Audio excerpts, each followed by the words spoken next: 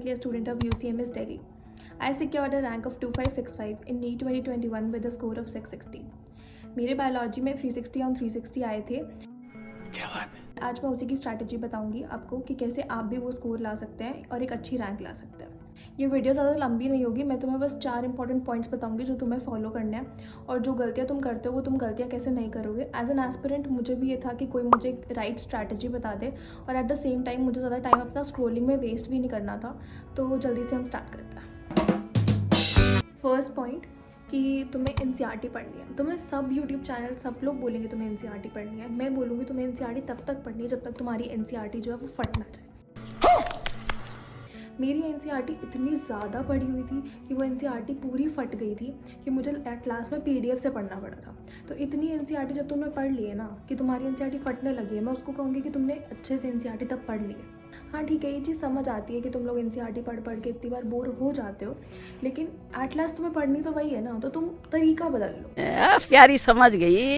तुम्हारे एलएन में तुम लोग को बहुत सारी चीज़ें मिलती है. बायोलॉजी एडवांस होती है, एनसीआर होती है, हैंडबुक्स होती है. वो इसीलिए बनाई गई है ताकि तुम एनसीईआरटी पढ़ो, बस उसके लाइंस को अलग अलग तरीक़ों से पढ़ो. कुछ फिलअप्स के फॉर्म में पढ़ो, कुछ क्वेश्चंस के फॉर्म में पढ़ो.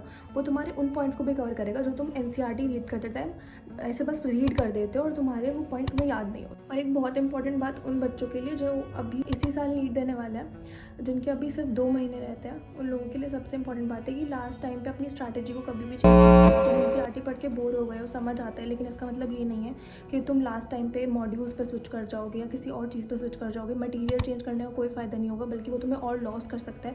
बिकॉज तुम मॉड्यूल्स भी ढंग से नहीं पढ़ पाओगे, एनसीईआरटी की भी रिविजन नहीं होगी, तो तुम बीच में अटक जाओगे.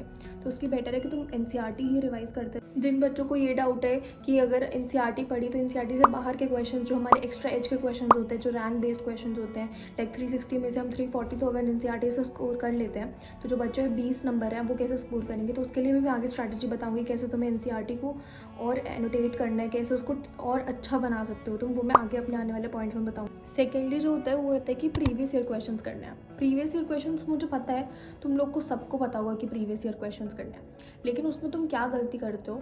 तुम फर्स्ट ऑफ ऑल तो एक रिलाइड जगह से नहीं करते. मतलब तुम्हारा कोई रिलायबल सोर्स नहीं होता उस चीज़ को करने का, कि कोई भी बुक उठा के पीवाईक्यू नहीं करने होते, बिकॉज मोस्टली जगह पे आंसर गलत भी होते हैं. तुम्हें सिर्फ एक रिलायबल सोर्स जैसे कि आकाश के मॉड्यूल्स, एलएन के मॉड्यूल्स, इनमें एक अलग से सेक्शंस बनाए होते हैं प्रीवियस ईयर क्वेश्चंस का. तुम्हें सिर्फ उसी सोर्सेज से करने हैं ताकि तुम्हें जो आंसर्स मिले वो तुम करेक्ट मिले, और उनमें से जो तुम्हें क्वेश्चंस जो होते हैं वो नहीं आ रहे होते या फिर तुम्हें लगता है कि वो एनसीईआरटी के बाहर से है, तुम्हें उनको एनसीईआरटी में ही नोट कर लेना होता है. साइड में जो हमारा कॉलम बना होता है उधर ही अपने वो सारे क्वेश्चंस जो हैं उन्हें नोट कर लो. सेकेंडली जो होता है, जो तुम चीज़ गलत करते हो, जब भी तुम किसी मॉड्यूल से पीवाईक्यू सॉल्व कर रहे होते हो, तुम लोग जनरली एक हाथ रखते हो आंसर जहाँ लिखे होते हैं, और एक क्वेश्चन करते हो हाथ साइड करते हो, एक क्वेश्चन करते हो हाथ साइड करते हो. तुम लोग आंसर देखते रहते हो साथ साथ में के क्वेश्चन करके. ये सबसे बड़ी गलती होती है, क्योंकि इस चक्कर में कभी तुम्हारा नेक्स्ट वाला आंसर तुम्हें दिख जाए, एक आइडिया लग जाता है तुम्हें कि इसे अगले वाले का आंसर क्या है, तो वो तुम्हारा उसमें दिमाग नहीं यूज़ हुआ. तुम्हें ऑलरेडी आंसर पता था इसलिए तुमने वो सॉल्व किया. तो वो उसको ढंग से सॉल्व करना नहीं कहते. तुम पहले सारे आंसर्स एक जगह पे लिखो और फिर उसको मैच करो. ये एग्जैक्ट स्ट्रैटेजी. तीसरा जो बहुत इंपॉर्टेंट पॉइंट है वो ये है कि तुम्हें टेस्ट बहुत ज़्यादा सॉल्व करना है.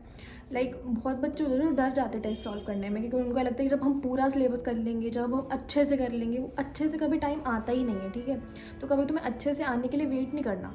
तुम्हें जब भी आए तुम्हें टेस्ट दे देना है. ठीक है, जब मेरा जो नॉर्मल फर्स्ट अटैम्प्ट था उसके अंदर मैंने यही गलती करी थी कि मैंने अपने जो टेस्ट थे वो कम दिए थे. ड्रॉप ईयर में मैंने एक दिन में 2 टेस्ट दिए हैं, जो कि मुझे बहुत बेनिफिट कर रहा है. तो मैं तुम्हें ये ज़रूर बोलूँगी कि टेस्ट दो, और टेस्ट देने का भी एक सही तरीका होता है. अगर तुम्हें पता है कि तुम्हारा ऑफलाइन होता है पेपर, तो तुम्हें OMR पे सॉल्व करना होता है. तुम्हें OMR पे बबलिंग करना बहुत इंपॉर्टेंट होता है, क्योंकि मोस्टली बच्चे OMR ही गलत फिल कर देते हैं, जिसकी वजह से उन्हें 1 साल और ड्रॉप लेना पड़ता है. तो वो गलती ना हो, तो इसलिए तुम्हें OMR पे प्रैक्टिस करना बहुत इंपॉर्टेंट है. सेकेंडली, जब तुम टेस्ट दे दो तो उसको एनालाइज करना बहुत इंपॉर्टेंट है. कई लोग सिर्फ टेस्ट दे देते हैं एंड देन फिर नेक्स्ट टेस्ट पे स्विच जाते हैं. ऐसा नहीं करना होता है. तुम्हें टेस्ट को एनालाइज करना होता है. जो भी लग रहा है कि तुम्हारा छूटा है क्वेश्चन या तुम्हें नहीं आया, उसे देखो कि उसका सही आंसर क्या है, और फिर उसे अपनी एनसीईआरटी में नोट करो. अब तुम्हें ये होगा कि बहुत सारे क्वेश्चन तुम्हारे बाहर से होंगे, तुम्हें नहीं आते होंगे, बट तुम्हें हर क्वेश्चन को नोट नहीं करना उसके अंदर. जैसे मॉर्फोलॉजी है तो उसके अंदर इतने सारे एग्जाम्पल्स होते हैं, तुम सब एग्जाम्पल थोड़ी याद करोगे, तुम सिर्फ एनसीईआरटी के एग्जाम्पल्स याद करोगे, तो तुम्हें उसके पॉइंट्स नहीं लिखने होते.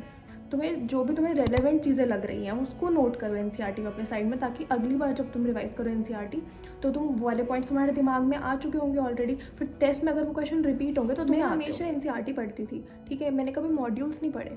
मतलब मेरे साथ भी ऐसा होता था कि जब मैं टेस्ट देती थी, SRG बैच में थी मैं, तो SRG बैच के भी टेस्ट होते थे, उसके अंदर बहुत ज़्यादा एक्स्ट्रा कुछ चीज़ें भी पूछते थे। बट ऐसा नहीं है कि मैंने डिमोटिवेट हो गई और फिर मैं मॉड्यूल्स पे स्विच कर गई, कभी भी ये नहीं करना होता। तुम NCERT ही पढ़ो, तुम्हारे जो भी क्वेश्चंस नहीं सॉल्व हो रहे हैं तुम उसे नोट कर लो उधर, और नेक्स्ट टेस्ट में वही पढ़ के जाओ। ये बेस्ट स्ट्रैटेजी। तुम्हें टेस्ट देना है, वो ऐसा नहीं कि तुम सिर्फ अपने इंस्टीट्यूट के दोगे, तुम्हें वेराइटी ऑफ टेस्ट दे सकते हो।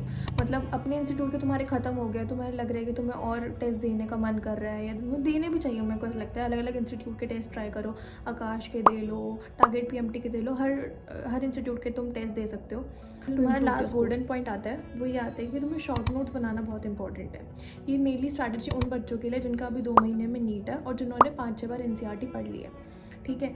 तो उन्हें क्या करना है, उन्होंने कोई भी एक चैप्टर पकड़ना है NCERT में से, और उस चैप्टर को एक पेज पे लिखना है। उस एक पेज में क्या लिखना है तुम्हें, जो भी चीज़ तुम्हें नहीं याद हो रही। तुमने ये तो देखा होगा तुम्हारे NCERT में तुम्हें मेजरली पोर्शन याद रह जाता है, लेकिन कुछ पॉइंट तुम हमेशा भूलते हो। तो तुम्हें बस वही पॉइंट तुम्हें उस पेज पे नोट कर लेना है, और उस पेज को अपने NCERT के फर्स्ट पेज पे अटैच कर लो, ठीक है। तो तुम्हारे ऐसे पूरे जितने भी सारे चैप्टर्स होंगे तुम्हारे एक एक पेज में आ जाएंगे, ठीक है। तो इतने तुम्हारे 30-40 पेज में पूरी NCERT कवर हो जाएगी, ठीक है। तो ये तुम्हारी स्ट्रैटेजी, और लास्ट में तुम बस उसी शॉर्ट नोट को ही पढ़ के जाओगे। मैं लास्ट में जब नीट देने गई थी, मैं उन शॉर्ट नोट्स को ही पढ़ के गई थी। तो ये जो मेजर गोल्डन पॉइंट था, ये तो मैं ज़रूर फॉलो करना है। ये तुम्हारी मतलब बेस्ट स्ट्रैटेजी है to secure good marks. So this was my strategy to crack NEET. Video पसंद आई हो तो लाइक ज़रूर करना। Thank you for watching.